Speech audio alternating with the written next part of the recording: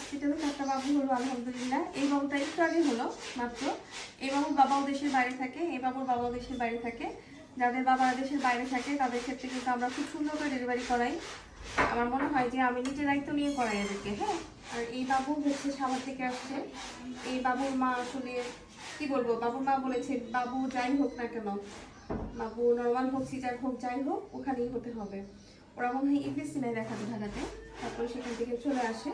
যাই হোক আমাদের আলজুবিয়া হসপিটালে আলহামদুলিল্লাহ রাতে বাবু হয়েছে। বাবুটা এই বাবুটা রাতে হয়েছে, এটা সকালে হয়েছে, এটা রাতে হয়েছে, এটাও রাতে হয়েছে।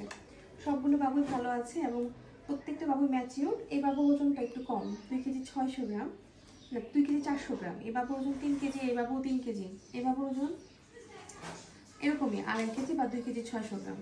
তো যাই হোক, প্রত্যেকটা মাই এবং প্রত্যেকটা বাবা অনেক ধৈর্যশীল। তা না হলে আসলে নর্মাল ডেলিভারি সম্ভব হতো না। শুধু ধৈর্যশীল থাকলেই নর্মাল ডেলিভারি সম্ভব। আল্লাহর উপরে যদি বিশ্বাস থাকে তাহলে অবশ্যই আল্লাহ রহমত করে। যে যেখানে আছেন সেখান থেকে আল্লাহর উপরে বিশ্বাস রেখে শুধু চেষ্টা করবেন, দেখবেন যে নর্মাল ডেলিভারি হয়ে গেছে। সবার জন্য দোয়া করবেন। ভালো থাকবেন, সুস্থ থাকবেন। আল্লাহ হাফেজ। আসসালামু আলাইকুম।